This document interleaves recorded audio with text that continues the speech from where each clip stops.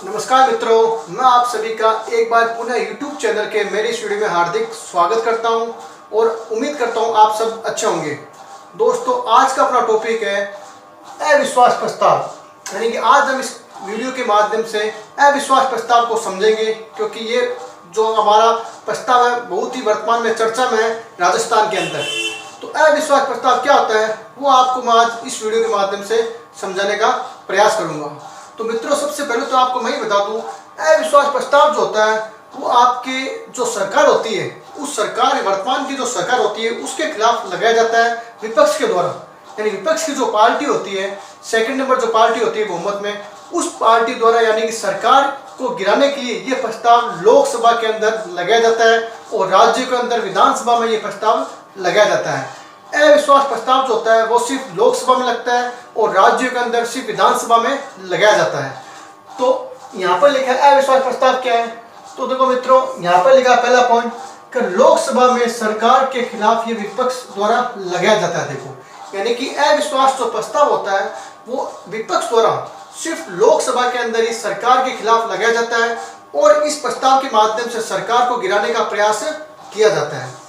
फिर लिखा है देखो, लोकसभा में नियम 198 कहने का मतलब होता है, वैसे तो हमारे भारत के संविधान के अंदर आपके अविश्वास प्रस्ताव का कोई उल्लेख नहीं है, कोई भी अनुच्छेद नहीं है इसका, लेकिन फिर भी लोकसभा के अंदर यानी लोकसभा का नियम नंबर 198 के अनुसार कोई भी सदस्य यानी लोकसभा का कोई भी सदस्य जो विपक्ष का होता है, कोई भी सदस्य सरकार के खिलाफ ये प्रस्ताव लोकसभा में अध्यक्ष के समक्ष पेश कर सकता है। देखो, यानी कि भारत के अंदर लोकसभा का नियम है 198। इस नियम के तहत यानी कि लोकसभा का कोई भी सदस्य यानी सरकार के खिलाफ जो ये अविश्वास का प्रस्ताव है ना, वो अध्यक्ष के समक्ष पेश कर सकता है। और किस प्रकार पेश करता है? लिखित रूप से। यानी कि अविश्वास प्रस्ताव जो लोकसभा में रखा जाता है विपक्ष द्वारा, वो लिखित रूप से सूचना दी जाती है किसको? लोकसभा अध्यक्ष को। और अध्यक्ष क्या करता है? उस सूचना के आधार पर जैसे उस सूचना को स्वीकार करता है तो 10 दिन के अंदर अंदर क्या करता है? सदन की बैठक करता है और चर्चा करवाई जाती है। तो यहाँ लिखा है देखो, ये प्रस्ताव कौन सा? अविश्वास प्रस्ताव। ये प्रस्ताव लोकसभा अध्यक्ष के समक्ष 50 सदस्यों की अनुमति से ही पेश किया जाता है। देखो, वेरी मोस्ट बात है, यानी कि जो अविश्वास प्रस्ताव जो होता है वो लोकसभा के अंदर जो लोकसभा के अध्यक्ष के समक्ष पेश किया जाता है विपक्ष द्वारा, 50 सदस्यों की अनुमति के बाद में उसको पेश किया जाता है। यानी कि 50 सदस्यों की अनुमति जरूरी है इसके लिए। लोकसभा अध्यक्ष के पास जब आपके विधेयक जाएगा, प्रस्ताव जाएगा ना, तो उसके लिए यानी कि 50 सदस्यों की अनुमति अनिवार्य है। अध्यक्ष द्वारा नोटिस को मंजूरी मिलने पर यानी कि इस प्रस्ताव को जब अध्यक्ष स्वीकार कर लेता है कि ठीक है हम आपके इस प्रस्ताव को स्वीकार करते हैं, तो 10 दिन के अंदर क्या की जाती है? सदन में बहस होती है। जैसे ही लोकसभा का अध्यक्ष इस प्रस्ताव को स्वीकार करता है, विपक्ष के द्वारा दी गई जो प्रस्ताव है, तो 10 दिन के अंदर अंदर क्या होती है? इस प्रस्ताव के ऊपर बहस की जाती है। यानी सत्ता पक्ष और विपक्ष दोनों के बीच में चर्चा की जाती है, बहस की जाती है। उसके बाद लिखा देखो, इस बहस के दौरान या 10 दिन के बाद जो बहस होती है लोकसभा के अंदर, उस बहस के दौरान सत्ता जो पक्ष होती है, सत्ता पक्ष मतलब जिसकी सरकार होती है, सत्ता पक्ष अपने बचाव में विचार रखती है। देखो, यानी कि जैसे यानी कि लोकसभा में दोनों पक्षों विपक्ष और पक्ष के बीच में जब विपक्ष और पक्ष में आप क्या होती है? चर्चा होती है, बहस होती है, तो यानी कि जो सत्ता पक्ष होती है उसको अपने बचाव के लिए विचार रखने का अधिकार होता है। वो क्या करती है? अपने विचार रखती है सत्ता के यानी कि लोकसभा के अंदर। तथा विपक्ष क्या करता है? विपक्ष सरकार के ऊपर बहुमत साबित ना होने का आरोप लगाती है। देखो, और विपक्ष क्या करती है? यानी कि लोकसभा के अंदर क्या करती है कि सत्ता पक्ष यानी सरकार के ऊपर बहुमत साबित ना होने का आरोप लगाती है। वो ये कहती है आपके पास बहुमत नहीं है, आपके पास बहुमत नहीं है और आप यानी जनता द्वारा चयनित नहीं हो। तो लिखा देखो, विपक्ष सरकार के ऊपर बहुमत साबित ना होने का आरोप लगाती है तथा चर्चा पूरी होने पर, देखो जैसे यानी वो आरोप लगाती है विपक्ष सत्ता के ऊपर, सरकार के ऊपर, जैसी चर्चा पूरी हो जाती है तो लोकसभा का जो अध्यक्ष होता है वो क्या करता है? सदन में सरकार को बहुमत साबित करने के लिए ध्वनि मत या मत के माध्यम से वोटिंग करवाता है। देखो, जैसे यानी सदन के अंदर दोनों सत्ता पक्ष और विपक्ष के मध्य यानी कि चर्चा समाप्त हो जाती है, तो यानी कि लोकसभा अध्यक्ष क्या करता है कि ध्वनि मत के माध्यम से या वोटिंग के माध्यम से चुनाव कराता है। सत्ता पक्ष यानी सरकार को यह कहा जाता है कि आप अपना बहुमत साबित करो कि आपके पास बहुमत है या नहीं है।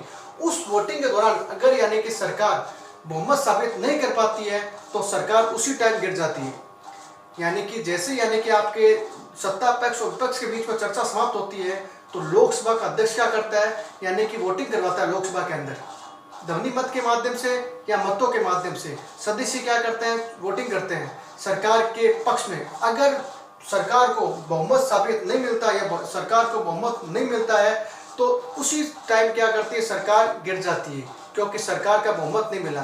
क्योंकि जो अविश्वास प्रस्ताव लगाया जाता है वो इसलिए लगाया जाता है विपक्ष के द्वारा क्योंकि सरकार के पास में बहुमत नहीं होता।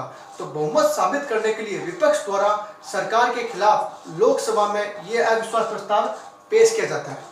तो सबसे पहले लोकसभा में पेश किया जाता है कौन सा, अविश्वास प्रस्ताव, और लोकसभा के अंदर ये पेश होता है अविश्वास प्रस्ताव। और किसके खिलाफ होता है, सरकार के खिलाफ, सत्ता के खिलाफ। और कौन पेश करता है, विपक्ष की पार्टी पेश करती है। और ये आपके किस नियम के तहत होता है, अनुच्छेद 198 के तहत लोकसभा में पेश किया जाता है।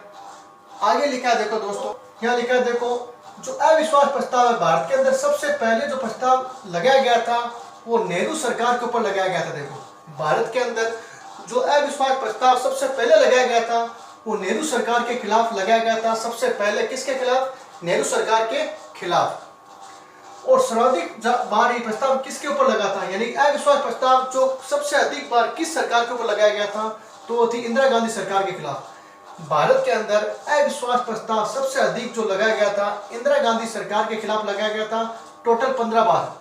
इंदिरा गांधी सरकार के खिलाफ टोटल 15 बार अविश्वास प्रस्ताव पारित किया गया था।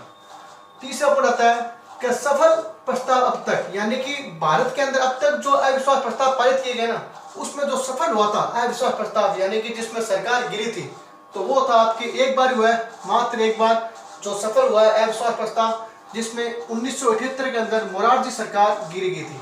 यानी 1978 के अंदर आपके अविश्वास प्रस्ताव लगाया गया था मोरारजी सरकार के ऊपर, और एक बार लगाइए और उसी में सरकार गिर गई थी। चौथा आता है अब तक प्रस्ताव कितने पारित हुए हैं, 27 हुए। देखो अब तक यानी कि अविश्वास प्रस्ताव कितने पारित हो चुके हैं, 27 बार अविश्वास प्रस्ताव देश में लगाए जा चुके हैं सरकार के ऊपर। 27 बार अविश्वास प्रस्ताव पारित हो चुके हैं सरकार के ऊपर। और अंतिम रूप से जो अविश्वास प्रस्ताव पारित किया गया है वो किसके ऊपर लगाया गया है, मोदी सरकार के ऊपर, नरेंद्र मोदी सरकार के ऊपर। अंतिम बार जो अविश्वास प्रस्ताव लगाया गया है वो लगाया गया है मोदी सरकार के ऊपर। और पहली बार जो लगाया गया था, फर्स्ट टाइम जो लगाया गया था वो नेहरू सरकार के ऊपर लगाया गया था। तो ये था मित्रों हमारा अविश्वास प्रस्ताव जो मैंने आपको इस वीडियो के माध्यम से समझाया। मेरा वीडियो आपको कैसा लगा मुझे जरूर कमेंट बॉक्स में कमेंट कीजिए।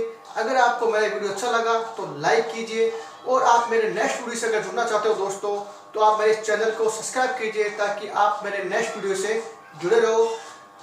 आप मेरे इस वीडियो को ज़्यादा से ज़्यादा शेयर कीजिए ताकि ज़्यादा से ज़्यादा बच्चों को इसका लाभ मिले। नेक्स्ट वीडियो में हम आगे का टॉपिक लेंगे। तब तक के लिए जय हिंद, जय भारत, वंदे मातरम और स्वस्थ रहिए।